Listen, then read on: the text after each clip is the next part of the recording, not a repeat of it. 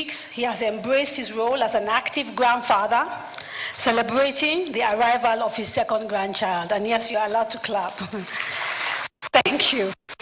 But his paternal care extends far beyond his biological family. He's also a father figure to thousands of Nigerian children, transforming lives through his free school initiatives.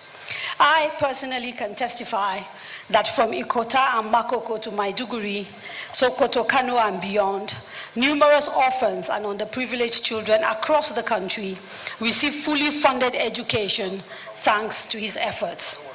Please put your hands together and help me welcome His Excellency, Nigeria's former Vice President, Professor Yemi Oshibanjo, SAN, GCON.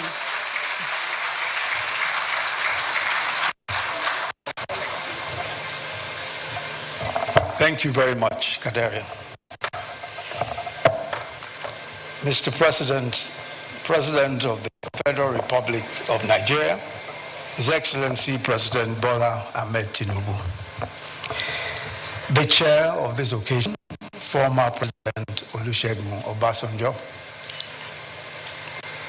I'm trying to locate him, former President Abdul Salam Abubakar, and her ladyship, Honorable Justice Fatih Abubakar, former President Goodluck Ebele Jonathan, former President of Sierra Leone, His Excellency Bai Koroma, the immediate past President of Ghana and our keynote speaker, His Excellency Nana Akufo-Addo, former Vice President Atiku Abubakar and former Vice President Namadi Sambo, the author and celebrant of this event, former President Ibrahim Badamasi Babangida, Your Excellencies, present and former governors, Your Royal Highnesses, traditional rulers, distinguished ladies and gentlemen, Babangida, A Journey in Service, is an important book. First, it's not just a story of the remarkable journey of former President Ibrahim Babangida from childhood to the highest levels of public service. It is the story or stories of a journey of a nation, our nation, Nigeria. It is the Nigerian story, complex, sometimes unpredictable, sometimes stranger than fiction, but always fascinating. Many of the key figures in this book and who shaped the history of our country are here with us today. And that tells another story all by itself. And that is something truly unique about Nigeria. Our ability to move beyond the past, no matter how bitter, and no matter how adversarial our past relationships may have been, and to still come together. So seated amongst us here today is General Yakubu Gowon, who became Nigeria's head of state at the age of 32, led the country for 9 years. His government was overthrown in 1975 by a coup involving the then Brigadier Olusegun Obasanjo. And because they had a blossoming friendship at that time. But unfortunately, I don't know why it was so difficult for them to reverse, because they had at least a few days and weeks to reverse that decision, and Nigerians would have applauded and given them a standing ovation, but they missed that chance. Even in acknowledging MKO's victory, in his speech today, he did say we acted in supreme interest, in supreme national interest. And I'm sure that's what many people want to find out. He went ahead to also say that he has paid a huge part of his debt. Do you think this will, in a way, refine his legacy, you know, following the big fall that happened after, you know, the big perception about what he did in annulling that election? Well, I would have to read the book to know precisely what he's talking about. But as I said, you must respect his decision. That is his personal decision. And I'm happy that he's living with it.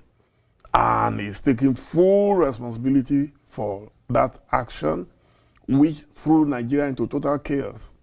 In fact, I don't think we have recovered from that action till today.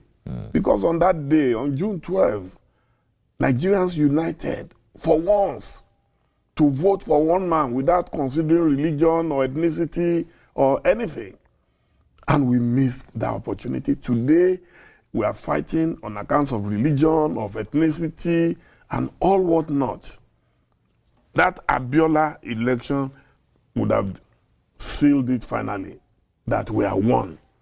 Nigerians, wherever we meet, I just came back today, everywhere I've been, people pay my bills at restaurants, whether they are Igbo, they are Hausa, but when it comes to politics, Nigerian politicians just love to use divide and rule tactics to win elections. That's when everybody will be talking, this one is a Muslim, that one is a Christian. But we're all Nigerians, first and foremost. And Abiola was a true Nigerian, an original Nigerian who was welcomed everywhere in Nigeria and in the world. It's difficult to find such, a man in this generation. They don't manufacture such people every day in heaven. Interestingly, IBB also took some part of the glory because we make reference to 1993 election as free, fair, and credible. And he says that he led an administration that devised a near-perfect electoral system and conducted the near-perfect election, but could not complete the process. Yes, but it became imperfect, a near-perfect, yes, but it became imperfect with that annulment. Immediately that happened, that killed it. It's like you give birth to your own baby, very beautiful, bouncing baby, and suddenly you just decide to snuff life out of the baby. That's what happened on June 12th. And that's why we are still talking about it. Look at how many years, how many decades it has taken us, to get this far.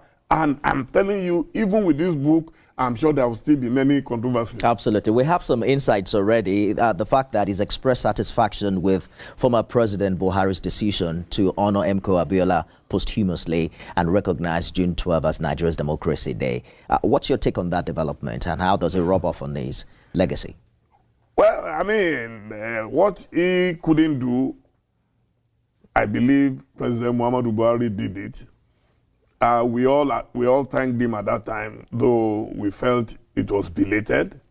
And also, we felt that he also was playing to the gallery, that he used it for political reasons. In Nigeria, when the witch cries today and the child dies tomorrow, everybody knows what happened. So we're not too sure that Buhari was a great fan of Abiola, but at least he played that game and he played it very well. We're going to take a short break. When we return, we'll go